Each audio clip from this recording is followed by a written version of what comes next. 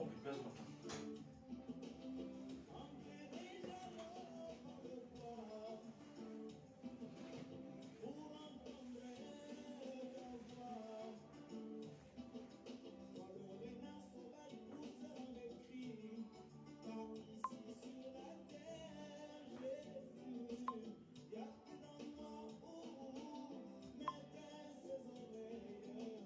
Envie de péché, ouvrirai encore.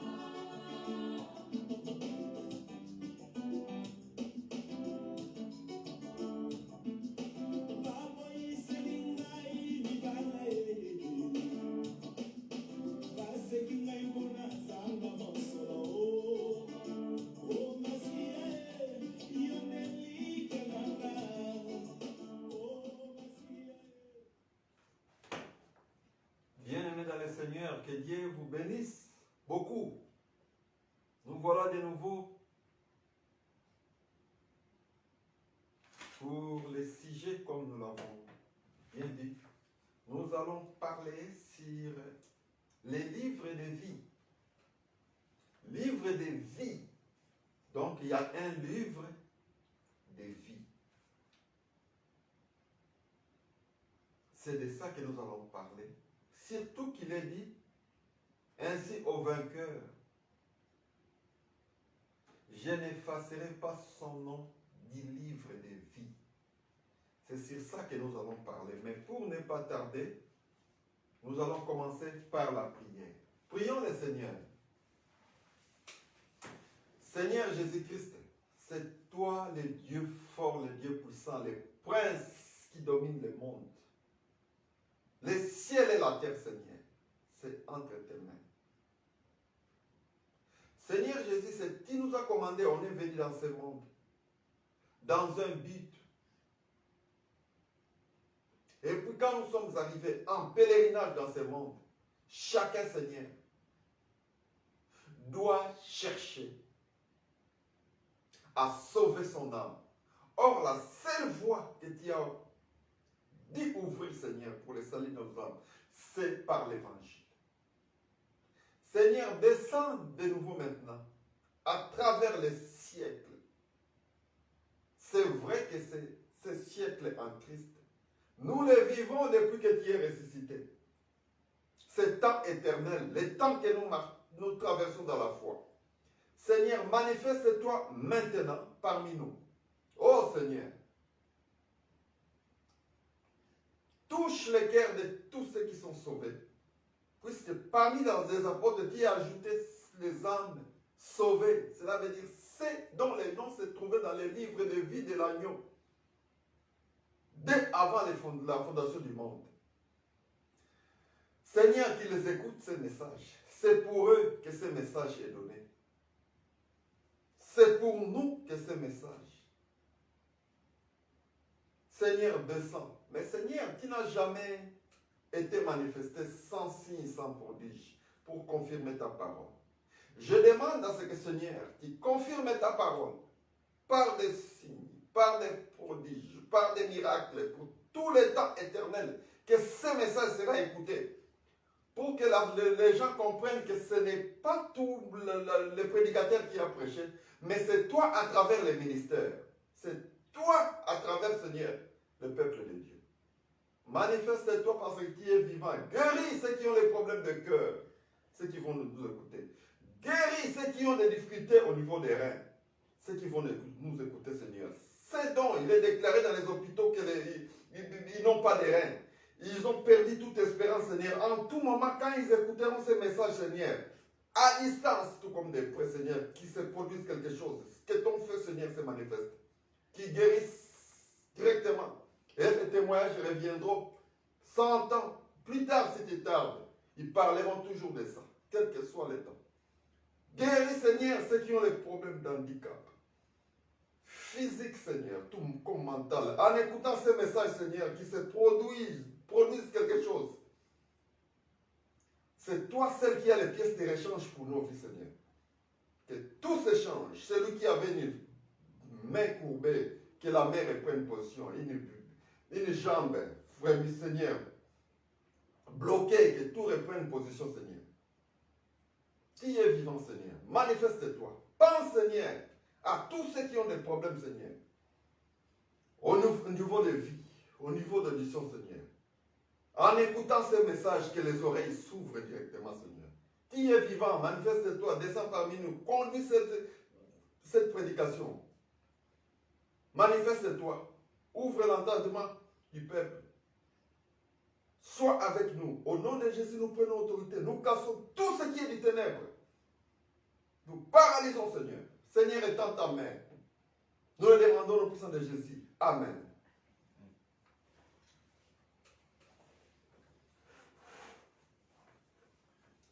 Bien-aimés dans le Seigneur, nous voilà encore avec vous pour le sujet qui est prévu. Je sais qu'il y en a qui nous écoutent maintenant, qui nous suivent maintenant. Il y en a qui nous suivront plus tard. Mais comme nous sommes encore dans les temps éternels, dans ce siècle en Jésus-Christ, nous sommes tranquilles. Pourquoi? C'est parce que nous savons une chose est vraie. Le Seigneur est là pour guider son peuple, pour guider son Église. Alors, nous n'allons pas trop vous prendre trop du temps. Nous prenons directement les livres d'Apocalypse, chapitre 5, chapitre 3, au verset 5, comme nous l'avons dit. Mais pour ne pas directement commencer au verset 5, je vais commencer un peu plus haut, comme ça les gens vont un peu comprendre de quoi nous voulons parler. Je commence par le verset 4 d'ailleurs. C'est un message qui est donné à l'ange de l'église de Sardes. Mais cet ange fait partie du corps du Christ. Ce message pour l'église de Sardes, ça nous concerne aussi. Alors, qu'est-ce que nous suivons une promesse qui est dite là, dans le verset 4. Cependant, il y a à Sardes quelques hommes qui n'ont pas souillé leurs vêtements. Ils marcheront avec moi en vêtements blancs, parce qu'ils en sont dignes. Le verset 5. Celui qui vaincra sera revêtu ainsi de vêtements blancs. Je n'effacerai point son nom du livre de vie, et je confesserai son nom devant mon Père et devant ses anges. Notre problème, c'est sur le livre de vie. Je n'effacerai pas son nom du livre de vie. Quel est ce livre dont il est question ici? Est-ce que c'est le livre ici que nous lisons quand les gens vont à l'université ou bien quand les gens commencent l'école? Dans les maternelles, il y a aussi des livres. Est-ce que c'est de ces livres-là qu'il est question? Ou bien c'est de quel livre? C'est ça notre problème. Alors, quand est-ce que ces noms-là étaient écrits?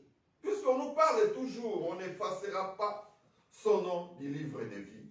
Voyons même, pour ne pas vous prendre trop de temps, notre sœur Barbara, lis-nous un peu ce qu'il y a comme référence. Oui. Apocalypse chapitre 20. Oui. Oui, 12 à 15. Lis-nous un peu, on va un peu voir. Ou soyons partagés un peu avec nous ces moments. Les livres de vie. Quand est-ce que le nom non était écrit dans les livres de vie? Parce que nous voyons quand le message a été envoyé. Et puis voyez dans tous les messages, même quand Paul écrit, votre nom est dans les livres de vie. Je n'effacerai pas son nom du livre de vie. Ça, c'est le Saint-Esprit qui parle. Mais quand est-ce que le nom était écrit? C'était écrit quand? C'est quel livre? C'est ça, nous devons comprendre les choses de Dieu. Bien les comprendre. Vous pouvez nous lire. Et je vis les morts, les grands et les petits, qui se tenaient devant Dieu. Des livres furent ouverts, et un autre livre fut ouvert, celui qui est le livre de vie. Et les morts furent jugés selon leurs œuvres, d'après ce qu'il était écrit dedans. La mer rendit les morts qui étaient en elle. La mort et le séjour des morts rendirent les morts qui étaient en eux. Et chacun fut jugé selon ses œuvres. Et la mort et le séjour des morts furent jetés dans les temps de feu. C'est la seconde mort. Quiconque ne fut pas trouvé écrit dans le livre de vie fut jeté dans les temps de feu. Quiconque, le verset 15, comme notre sœur vient de lire, quiconque ne fut pas trouvé écrit dans le livre de vie fut jeté dans les temps de feu. Moi, je me demande, est-ce qu'on écrivait les gens ou bien tout le monde est écrit dans ces livres? C'est ça les problèmes que nous devons comprendre. Nous devons comprendre ce mystère. Quand est-ce que ces noms-là sont écrits? Vous voyez dans le jugement du trône blanc ici, quand notre sœur est répartie dans le verset 12, nous avons vu, des livres furent ouverts. C'est de quel livre dont il est question ici? Les livres dont il est question ici, c'est toi et moi. Nos vies sont aussi des livres. Nos vies, ma vie, c'est un livre. La vie de Barbara, c'est aussi un livre. La vie de notre frère Antoine, c'est aussi un livre. Pourquoi? C'est parce que Dieu a le pouvoir de lire tout ce qu'Antoine a fait. Depuis notre frère Valentin, excusez-moi du concept, c'est notre frère Valentin, il y a aussi notre frère Antoine. Ça arrive que des fois on peut confondre les noms. C'est notre frère Valentin, voilà. Donc tout ce que notre frère Valentin a fait depuis qu'il est venu dans le Seigneur, depuis qu'il a cru à l'évangile, depuis qu'il s'est fait baptiser au nom du Seigneur Jésus-Christ, depuis qu'il a reçu le Saint-Esprit, toute cette vie nouvelle-là qui se renouvelle, c'est une vie, attention, c'est une vie qui se renouvelle continuellement. La personne change continuellement. Alors tout ce que la personne fait, depuis que la personne a accepté l'évangile, tout, c'est un livre. La vie d'une personne, c'est un livre. Alors, moi maintenant, ce que je voulais vous apprendre, c'est ceci. Il n'y a qu'un seul grand livre. Le seul grand livre, c'est Adam. Dans l'Adam, vous y trouverez la vie de toute l'humanité. Or, le premier Adam qui est venu, c'était l'ombre. Le second et le dernier qui est venu, c'était Jésus. C'est en Jésus que vous trouvez caché toutes les vies. La vie de tout le monde est en Jésus-Christ. Pourquoi est-ce que je vous le dis?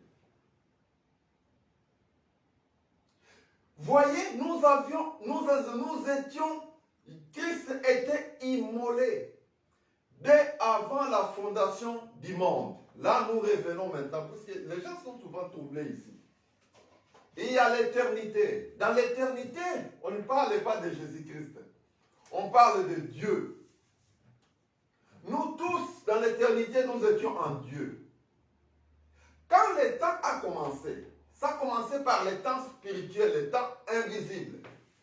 Nous avons vu Lucifer, nous avons vu les anges. Ils étaient là.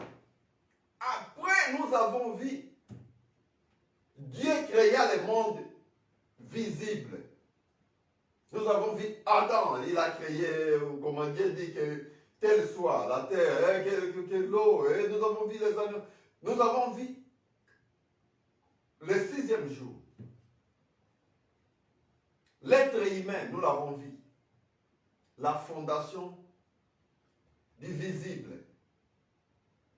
Mais notre problème, Adam, le premier Adam, en lui, toute l'humanité était en lui. Quand Adam pécha, il désobéit à l'ordre de Dieu. C'est toute l'humanité qui avait péché. Quand Adam mourit, c'est toute l'humanité qui mourit. Je présente d'abord l'image. Après cela, nous avons vu Jean dans les livres d'Apocalypse, puisque Adam,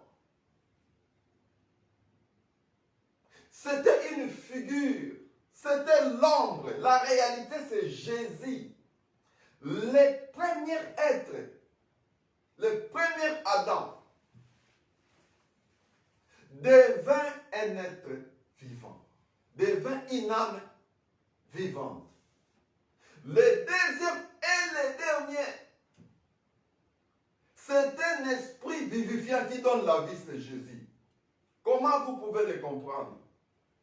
Il y en a là où ils sont, ils peuvent déjà, quand ils m'écouteront, quand ils nous écouteront, quand ils écouteront ce que le Seigneur est en train de faire voir ici, au début, ils vont un peu s'agiter, mais non, ne vous agitez pas. Voyez, il y a une chose qui est vraie.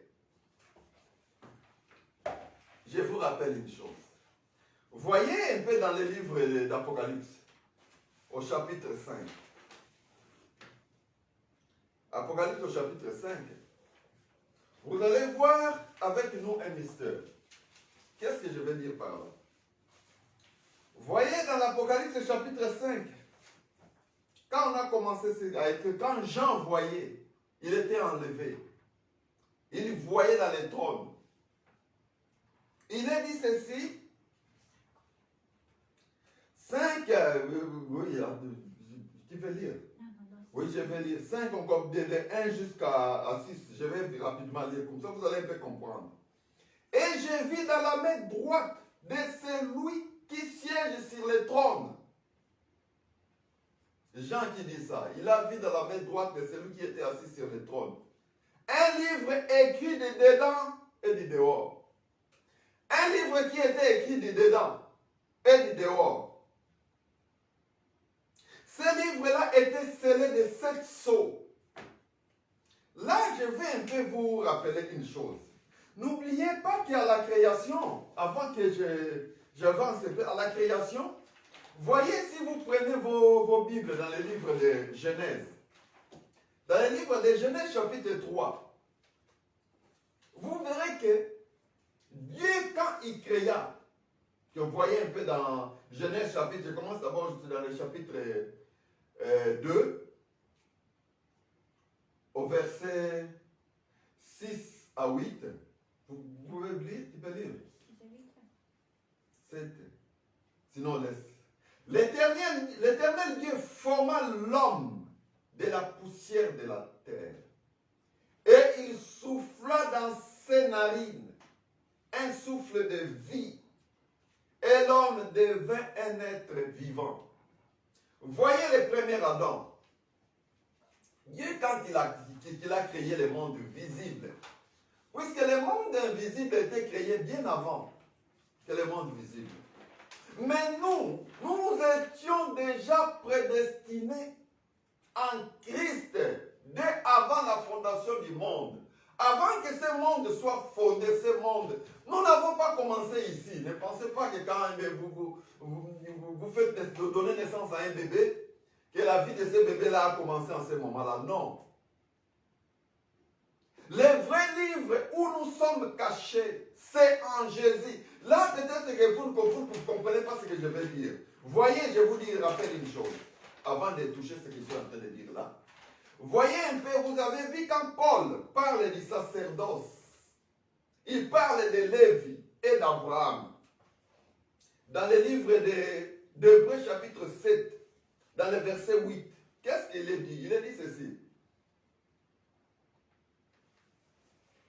À partir du verset 8, il a dit ceci. De plus, ici, ce sont des hommes mortels qui perçoivent l'énigme. Mais là, c'est celui dont on atteste qu'il vit.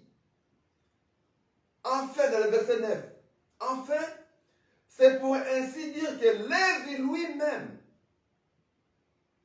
lui qui perçoit la dîme, qui se trouve l'avoir payé dans la personne d'Abraham, car était encore dans les reins de son aïeul lorsque Melchisedec se porta à sa rencontre. Ici, on est en train de nous faire voir un autre livre, c'est Abraham. Abraham, quand il revenait de la bataille, il s'est vu avec Melchisedec. Melchisedec, c'est quelqu'un, c'était un grand prêtre. Il est prêtre de l'éternité. C'était une personne en qui on ne connaissait ni le début, ni la fin. Il n'a ni père, ni mère. C'est un prêtre pour toujours. C'est une personne qui est à Paris comme ça. En fait, en réalité, ce Melchisedec-là, ça parlait sur Jésus. Mais Moïse, Abraham, quand il est revenu de la bataille, quand il s'est vu avec Melchisedec, il a payé la dîme de tous ses biens. Si on parle de la dîme de tous ses biens, les biens les plus précieux pour Dieu, ce ne sont pas les biens, les bitins qu'on a gagnés dans la guerre. Ce sont les enfants, les êtres humains. Ce sont les biens les plus précieux devant Dieu. Abraham avait payé leur dîme. C'est ce qui crée la difficulté aujourd'hui. On a vu quand on était dans la loi de Moïse, au temps de la loi de Moïse. La loi, quand elle est venue 400 ans plus tard, c'était redemandé à la loi parmi les enfants de Jacob. Nous avons vu, il y avait une tribu, la tribu de Lévi, qui ne payait pas la dîme, mais qui allait récolter la dîme. Tous ceux qui étaient ici de cette tribu-là, ils allaient récolter la dîme dans tous les territoires d'Israël. Ils les ramenaient, ils prélevaient la dîme. Ils prenaient maintenant la dîme de dîme, c'est ce qu'ils allaient déposer dans la maison de trésor. C'est cette dîme-là dans la maison de trésor que les prêtres, Aaron et ses fils se servaient. Comprenez un peu. Mais Lévi, la famille de Lévi, allait récolter la dîme. Cette famille-là, cette tribu-là, ne payait pas la dîme. Qu'est-ce que cela veut dire? C'est une image qui parlait de notre temps aujourd'hui, nous qui sommes enfants d'Abraham. En Abraham, quand Abraham s'était vu avec Melchisedec, c'est prêtre pour toujours. Abraham avait payé la dîme de tous ses biens. Donc nous tous, en Jésus-Christ, nous sommes un royaume de sacrificateurs. Alors, qui va récolter la dîme? Pour donner à qui? La dîme, en fait, nous ne sommes plus dans l'ancienne alliance. Les hommes de Dieu, je sais que vous allez nous suivre, il y en a qui nous suivent. Vous savez réellement dans votre conscience que la dîme que vous récoltez auprès des peuples, vous le faites d'une mauvaise manière. Ça n'a pas de place. Pourquoi? C'est parce que, et vous, et ces peuples-là, tous nous sommes des sacrificateurs. Voyez Lévi et ses enfants. Les fils de Lévi, cette tribu-là allait dans tout Israël récolter la dîme. Ils s'en servaient puisqu'ils n'avaient pas de territoire. Maintenant, la dîme des dîmes, c'est ce qu'ils amenaient dans la maison du trésor. C'est cette dîme des dîmes-là qui servait maintenant à Aaron et ses fils, les prêtres qui étaient là. Et je vous demanderai où maintenant, et pourquoi est-ce qu'ils ne payaient pas de dîmes? C'était une figure qui parlait du temps que nous traversons aujourd'hui. Nous qui sommes en Jésus-Christ. Christ a fait de nous un royaume de sacrificateurs. Qui va prélever la dîme pour qui? Les hommes de Dieu, ils seraient miens. Si vous voulez avoir quelque chose, la Bible dit que celui à qui on prêche la bonne nouvelle doit partager les biens qu'il a avec celui qui les lui enseigne. C'est normal. Vous devez aussi vivre, celui qui travaille à la chair, c'est à l'hôtel, vit aussi à l'hôtel, c'est normal. Les brebis vont apporter. Demandez. Mais non, la dîme que vous essayez de mettre en place, ça c'est faire revenir les gens à la loi.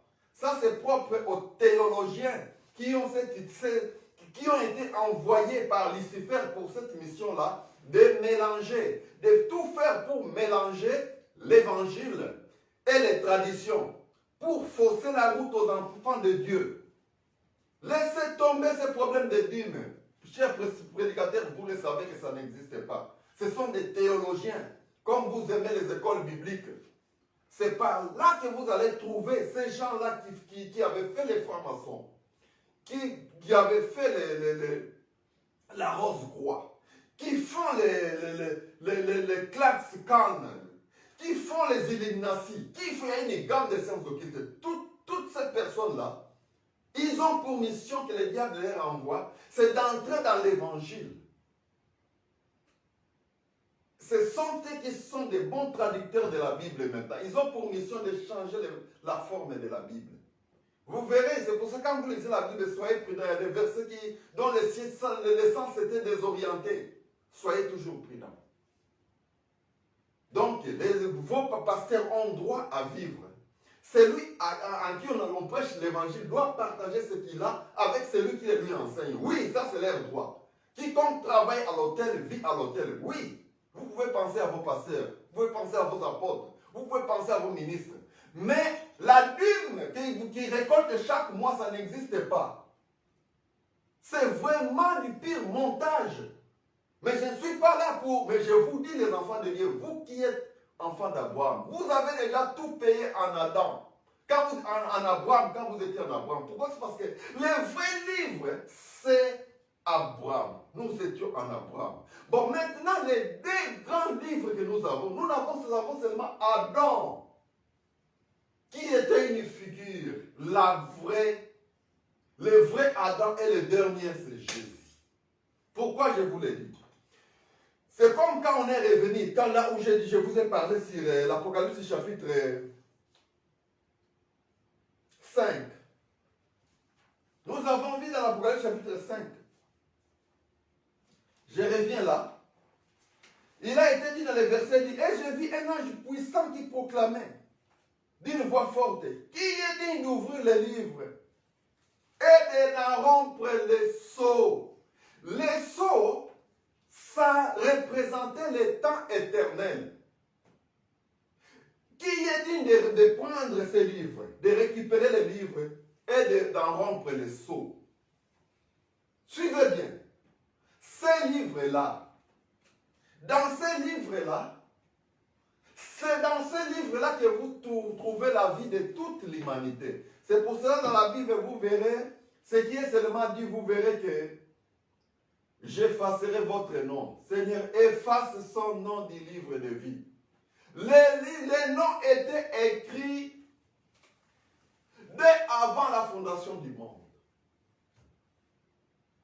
Adam, quand il est venu, le premier Adam, en lui étaient tous les noms écrits de toute l'humanité. Vous croyez quand est-ce que vos noms étaient écrits dans le livre de vie?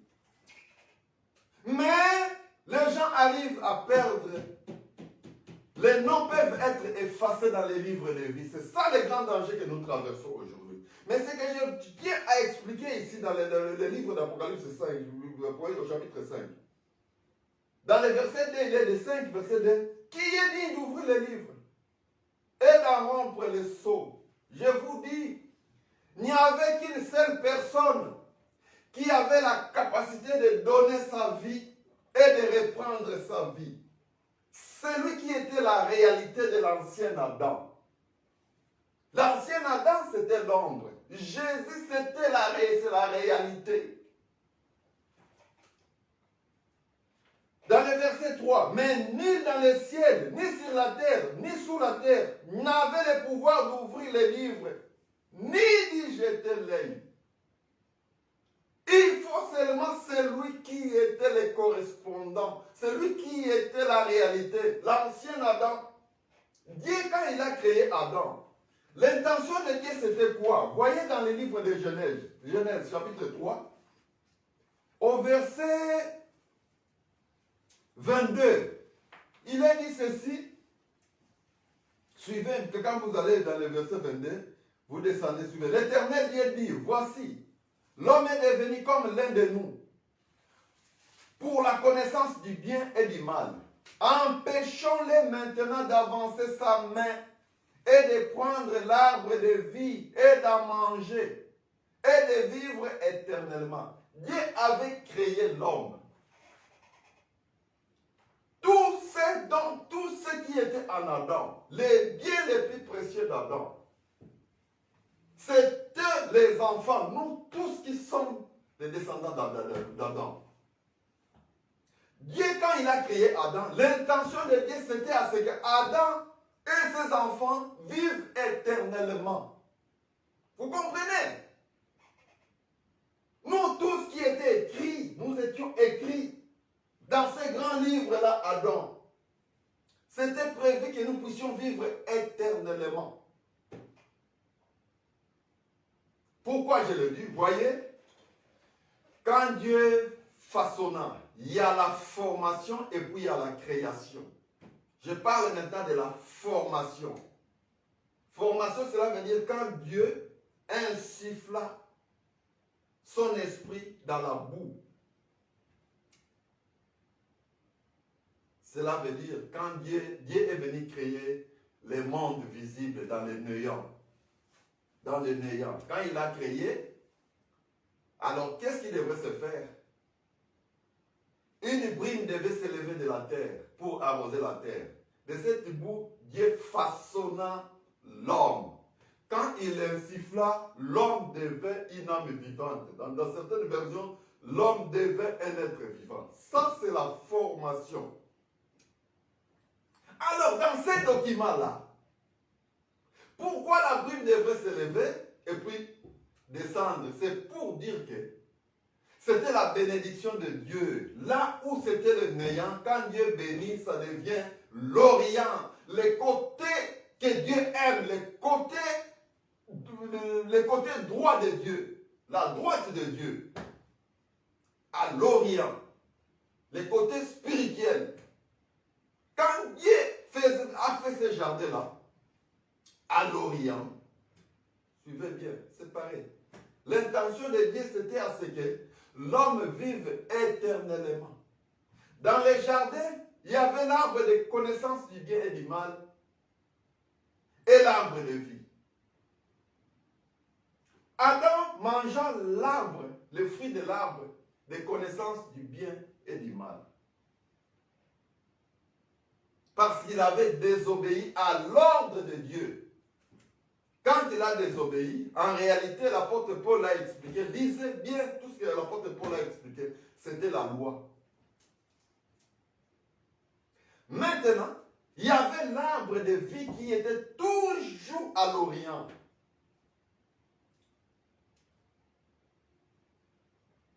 Il faut séparer l'homme.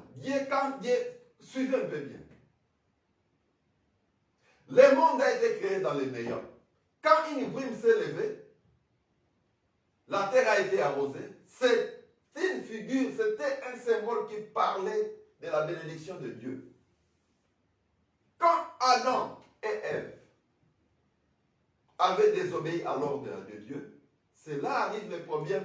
Dieu devrait les chasser du jardin pour qu'ils aillent cultiver la terre. Une terre sans bénédiction, ce n'était plus à l'Orient. Alors, qu'est-ce qui est arrivé? Voyez, dans les Genèse chapitre 3, au verset 22. L'Éternel Dieu dit, voici l'homme est devenu comme l'un de nous.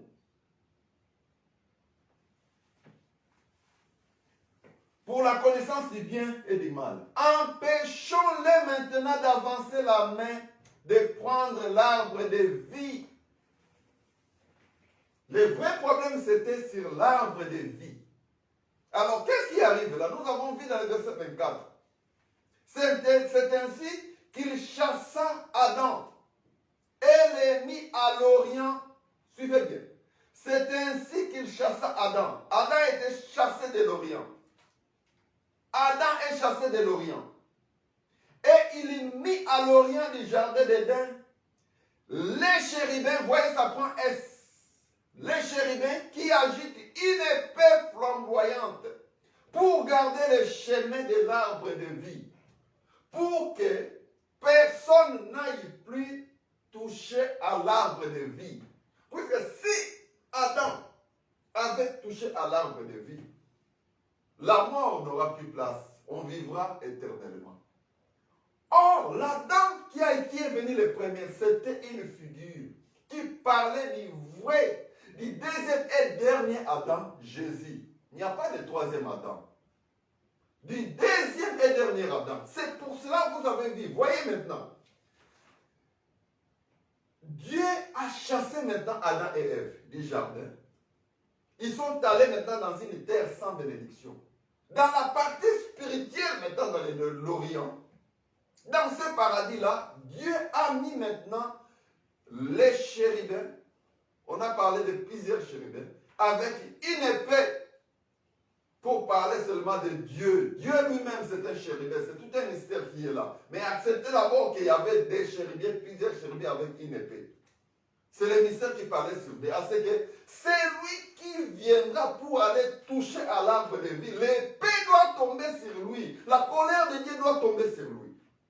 C'est ça le secret qui était là. Alors quand vous allez dans l'Apocalypse chapitre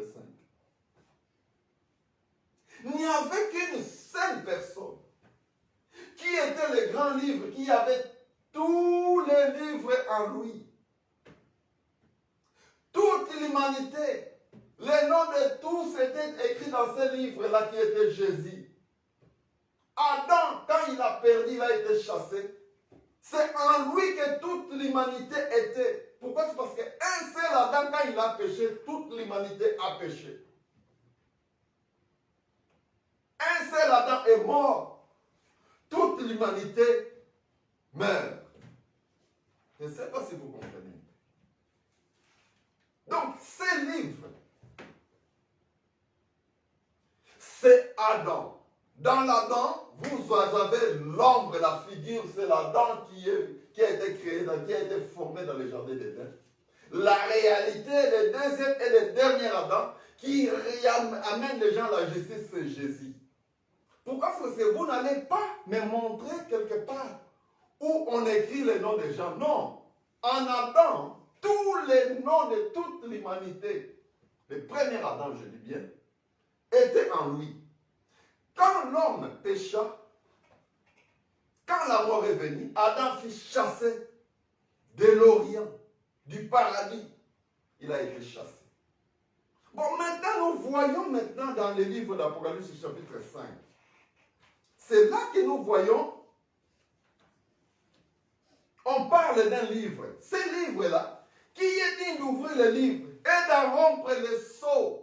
Pourquoi? C'est parce que le sceau détermine le temps éternel. Les siècles en Jésus-Christ, le siècle éternel.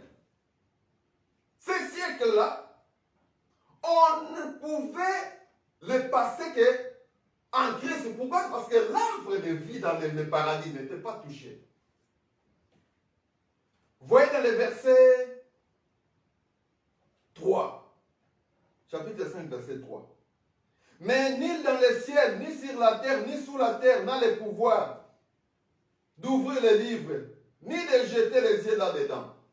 Je me désolais de ce que il ne fut trouvé.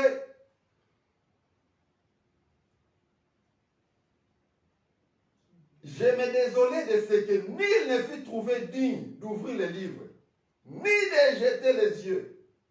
Dans le verset 5. Mais l'un des anciens me dit, ne pleure pas. Voici, il a remporté la victoire. Les lions de la tribu de Juda, les rejetons de David. Il ouvrira les livres et ses sceaux. La seule personne qui avait le pouvoir de donner sa vie, c'est lui qui était la réalité de l'ancien Adam. Comment? Jésus s'est prévu quand il sera élevé de la terre. Dans Jean, vous pouvez voir ça. Quand je serai élevé de la terre, j'attirerai tout le monde en moi. Jésus l'a dit. Dans Jean chapitre 10, verset 17, Jésus a dit ceci que les pères m'aiment parce que je me dessaisis de ma vie pour la reprendre ensuite. Personne ne me l'enlève, mais je m'en dessaisis de moi-même. J'ai le pouvoir de m'en dessaisir, j'ai le pouvoir de la reprendre. Tel le commandement que j'ai reçu de mon Père.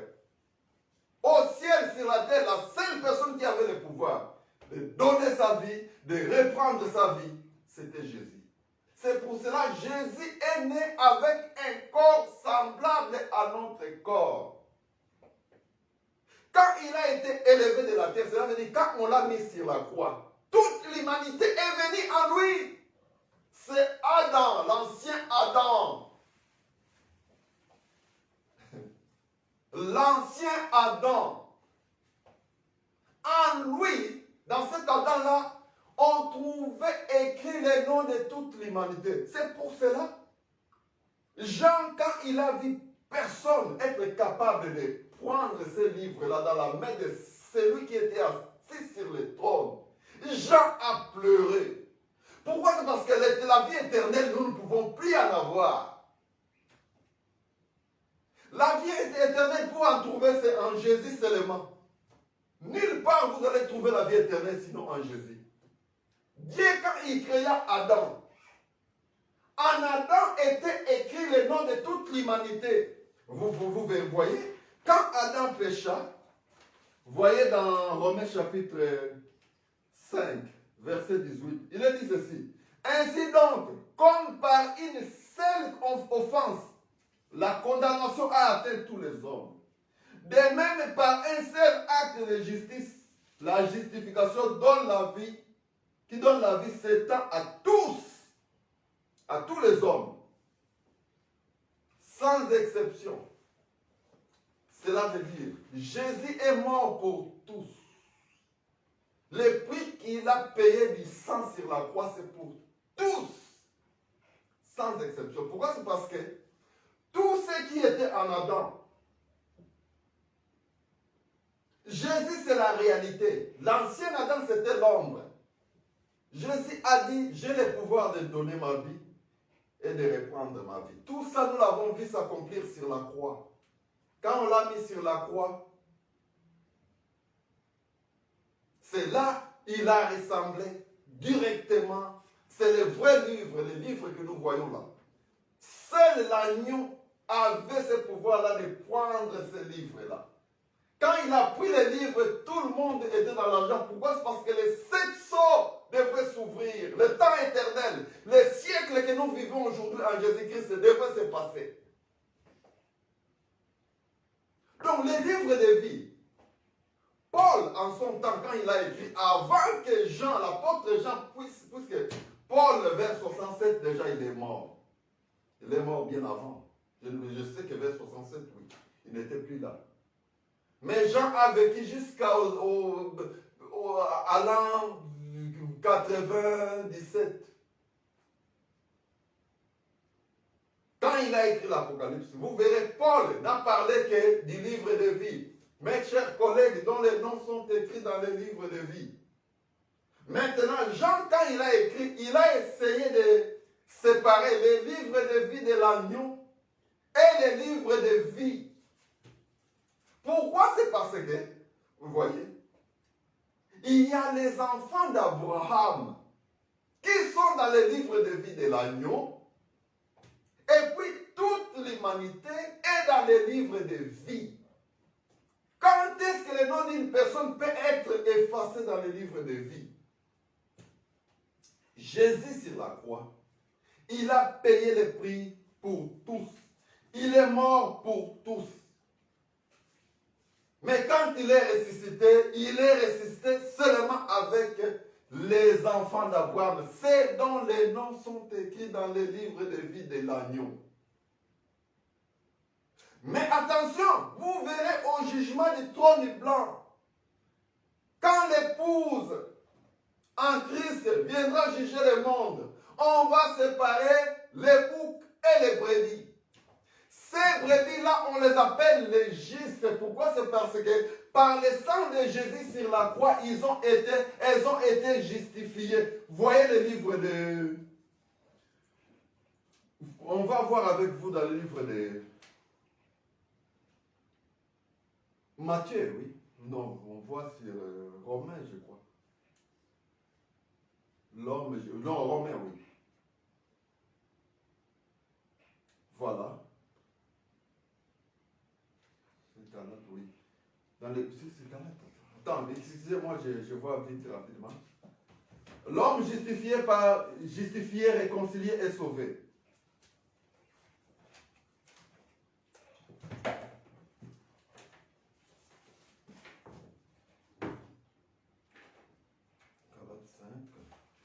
Je vois rapidement.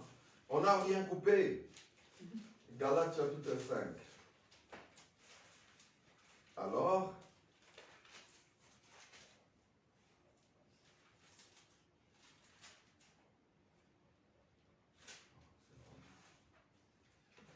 oui. Voilà, Romains chapitre 5. Dans Romains chapitre 5, si vous allez dans le verset 9, il est dit ceci. Et puisque maintenant nous sommes justifiés par son sang, à plus forte raison serons-nous sauvés par lui, par lui de la colère de Dieu. Quand vous allez dans les versets 5 à 6, il est dit, et l'espérance ne trompe pas, car l'amour de Dieu a été répandu dans nos cœurs par l'Esprit Saint qu'il nous a donné. Oui, quand nous étions encore sans force, Christ, au temps fixé, est mort pour des impies. Il est mort pour les pécheurs, pour tous. Christ n'est pas seulement mort pour les enfants d'Abraham, non. Il est mort pour tous. Maintenant, qu'est-ce qui fait que le nom d'une personne peut être effacé dans les livres de vie? Christ, quand il est ressuscité, il est ressuscité avec tous les élites. C'est pour cela que l'apôtre Jean vous parle. Ceux dont les noms sont écrits dans les livres de vie de l'agneau. Donc en Jésus, l'épouse. Il n'y a pas seulement l'épouse. Nous voyons aussi les Juifs qui seront sauvés après que l'épouse sera enlevée. Et ils sont aussi dans les livres de vie de l'agneau, les 144 000. Maintenant, dans Matthieu 25, on parle de certains justes. Matthieu 25, 37, on dit que Jésus, quand on va séparer l'épouse en Jésus, va séparer les brebis et les boucs. Les brebis étaient appelés des justes. Oui, ils sont appelés justes. Pourquoi? C'est parce qu'ils ont été justifiés devant Dieu par Jésus-Christ, par le sang qu'il a fait couler sur la croix. Pourquoi? C'est parce que tous, quand nous étions dans les premiers Adam, nous étions tous morts. Nous étions sans espérance. C'est pourquoi dans le livre d'Apocalypse 5, vous verrez que dans la main droite de celui qui était écrit sur le trône, il y avait un livre écrit dedans et dehors. Ce livre-là, vous voyez la loi et la grâce, ça parle du corps de Christ. Christ, quand il a été mis sur la croix, il a ressemblé à l'ancien Adam, qui était la représentation de la loi. Quand il est ressuscité en lui, c'était la vie. C'est dans ce livre-là que vous trouvez les noms de toute l'humanité. Christ, Jésus avait le pouvoir de donner sa vie et puis de reprendre sa vie. Comment? Nous avons vu, il avait bien dit, quand je serai élevé de la terre, j'attirerai tout le monde à moi, tous les hommes. Tous nous avons vu ce jour-là, les tombeaux étaient ouverts. Tous étaient rappelés, ceux qui n'étaient pas encore nés, ceux qui étaient nés, ceux qui étaient déjà morts, nous étions rappelés en lui. Donc c'est Adam. Alors, pour aller toucher à l'arbre de vie, l'épée devrait tomber sur lui. Pourquoi? Parce que cette épée-là, il y avait des chérubins qui contrôlaient les chemins dans l'Orient, qui menaient vers l'arbre de vie. Celui qui ira toucher à l'arbre de vie, l'épée doit tomber sur lui. C'était Jésus qui est parti sur la croix. Nous avons vu la colère de Dieu tomber sur lui. Pour toute l'humanité, tout ce qu'Adam a fait, avec tout ce qui était écrit en Adam. Nous tous qui étions écrits comme enfants d'Adam. Nous tous qui avons ressemblé à l'ancien Adam. Jésus, quand il est né avec un corps semblable à notre corps. Ce n'était pas notre corps. Un corps préparé, la réalité du vrai Adam. L'ancien Adam, c'est celui qui a le corps que nous avions, le corps du péché. Mais Jésus, quand il est né, vous avez vu même Marie. C'était sous la puissance du Saint-Esprit qu'elle a conçu. Sur la croix, il a attiré, il a attiré tous en lui. La colère de Dieu est descendue sur lui. Il est mort. Nous tous, nous étions en lui. C'est le grand livre de vie. Si ton nom ne se trouve pas écrit dans le livre de vie de l'agneau, il y a aussi le livre de vie. Paul n'avait pas parlé du livre de vie de l'agneau. Pourquoi? C'est parce que cette révélation-là est venue plus tard, quand Jean était enlevé dans l'île de Patmos. Paul, vous verrez partout, il a parlé Mes collègues, c'est dont les noms se trouvent dans les livres de vie. Oui, le livre de vie de l'agneau. Oui, mais il y a une grande révélation qui est bien venue plus tard à travers Paul, à travers l'apôtre Jean. Pourquoi? C'est parce que dans Galates chapitre 3, verset 8, il est dit, d'ailleurs, l'Écriture prévoyait que Dieu justifierait les païens par la foi, a annoncé d'avance à Abraham cette bonne nouvelle. Ceux qui sont écrits dans les livres de vie de l'agneau, ils sont justifiés par la foi. C'est par la foi que nous entrons dans la grâce. Cette grâce-là se termine, se sanctionne par la vie éternelle. C'est par les commandements que nous sommes entrés dans le péché. Ce péché-là qui s'est sanctionné par la mort. L'ancien Adam et le nouvel Adam. Les livres de vie. Dans le sujet, il est dit, je n'effacerai pas son nom du livre de vie. Quand est-ce que le nom peut être effacé dans le livre de vie? Quand tu as écouté l'évangile, Dieu t'a fait la grâce d'écouter l'évangile. Tu l'as écouté. Tu l'as accepté. Tu as commencé le chemin de la foi. Mais quand tu commences ce chemin-là, il y a des épreuves qui arrivent. Il y en a qui abandonnent la foi. Il y en a quand ils arrivent dans l'évangile, ils perdent le chemin. Or, c'est que vous, le Saint-Esprit que nous recevons, en nous faisant baptiser au nom du Seigneur Jésus-Christ, nous avons le pardon du péché, nous avons le don du Saint-Esprit. Ce Saint-Esprit-là, ce sont les arts du Saint-Esprit, Paul en parle. Il faut avancer jusqu'à ce que vous soyez scellés du Saint-Esprit. Là, n'attristez pas le Saint-Esprit de Dieu par lequel vous avez été scellés jusqu'au jour de votre rédemption. Dès que vous êtes déjà scellés, pour être scellés, c'est Dieu seul qui connaît les moments. Il faut surmonter les épreuves sans abandonner la foi. Mais si vous abandonnez la foi, vous devenez une plante amère. Vous avez des épines maintenant pour jeûner tous ceux qui sont dans l'évangile. C'est dangereux. Pourquoi? C'est parce que ça ne tardera pas une plante qui est arrosée dès que cette plante produit des épines. La plante est maudite par Dieu. Et on finit par y mettre du feu. Donc, ceux qui acceptent Jésus, qui se fatiguent sur la route, qui abandonnent la foi, ils s'effacent, ils sont effacés du livre. Ils finissent par s'effacer du livre de vie de l'agneau. Ils ont continué jusqu'à être scellés du Saint-Esprit. Le Saint-Esprit qui nous permet de comprendre les Écritures, d'écouter les Écritures, ce sont les arts de l'Esprit. Dieu les dispose pour nous permettre d'avancer, de sentir, pour nous permettre de goûter l'Évangile, pour sentir que l'Évangile est bon. Mais il faut avancer, il y aura des épreuves jusqu'à être scellés. Maintenant, il y en a qui sont aussi effacés des livres de vie. Ça, j'ai parlé du livre de vie de l'agneau. Il y en a qui sont effacés du livre de vie. Cela veut dire que Christ, quand il est mort sur la croix, il a payé le prix pour tous.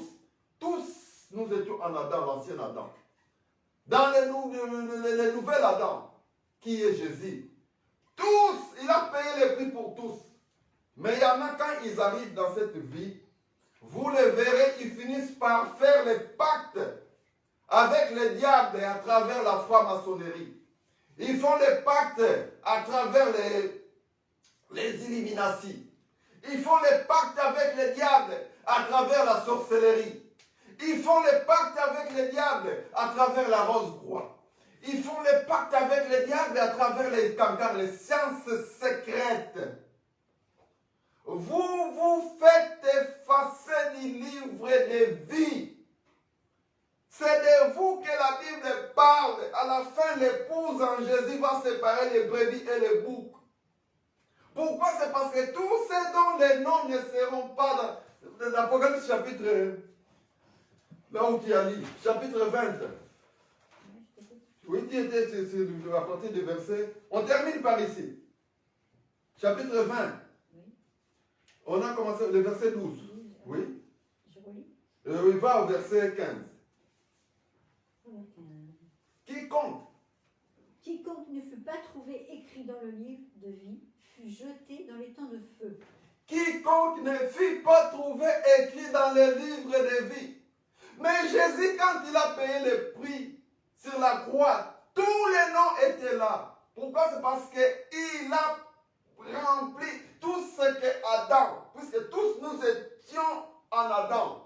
Les livres étaient confisqués. La seule personne qui était la réalité d'Adam, qui pouvait prendre la place de cet Adam, il n'y avait personne ni dans les ciels, ni sous la terre. C'était seulement Jésus. Qui pouvait prendre cette condition d'ancien Adam, c'était prévu comme ça. L'ancien Adam, c'était l'ombre et une figure. La réalité, c'est Jésus. Alors, Jésus sur la croix, il a payé le prix pour tous, sans exception. Les hommes se font seuls effacés du livre de vie. Ils se font seuls, ils finissent par des pactes. Vous allez faire un pacte avec le diable qui t'efface du livre de vie. Oh mon cher, c'est regrettable. Dieu a créé l'humanité pour que les êtres humains puissent vivre éternellement. Tu manques la vie éternelle comme ça. Tu manques la vie éternelle. Tu as encore le temps. Toi qui es encore dans ce chemin perdu. Jésus t'appelle maintenant. Partout où quand il nous écoutera, Jésus t'appelle. Il te donne encore la chance. Reviens en Jésus. Écris-nous. Appelle-nous. Toi qui veux te faire baptiser. Toi qui veux donner ta vie en Jésus-Christ. Jésus est là près de toi. Il va t'écouter. Si tu as besoin, tu veux partager aussi avec nous. Appelle-nous par 0033 751 5989 76. Je répète, 0033 751 5989 76. Le livre de vie. Je n'effacerai pas ton nom du livre de vie. Oh bien-aimé, où es-tu? Jésus t'appelle. Toi qui ne savais pas, tu es né, tu t'es retrouvé dans la sorcellerie, tu ne savais pas. Jésus veut encore de toi. Il t'annonce que si tu vas continuer dans ce chemin, ton nom s'efface dans le livre de vie. Toi qui as crié au Seigneur, suite aux difficultés, suite aux épreuves, les épreuves sont prévues dans le chemin de la foi. Nous avons les bénédictions, nous avons aussi les épreuves. Suite aux épreuves, tu veux renoncer à la parole de Dieu. Reviens au Seigneur. Jésus t'attend. Jésus a besoin de toi, bien-aimé. Jésus t'appelle encore. Toi qui passes tout le temps à aller courir, à te faire maintenant bandit, tu vas priver la vie aux autres. C'est par manque d'argent qui te donne maintenant à faire des commerces d'âmes avec Lucifer. Tu es malheureux. Jésus t'appelle, il n'est pas encore trop tard pour toi.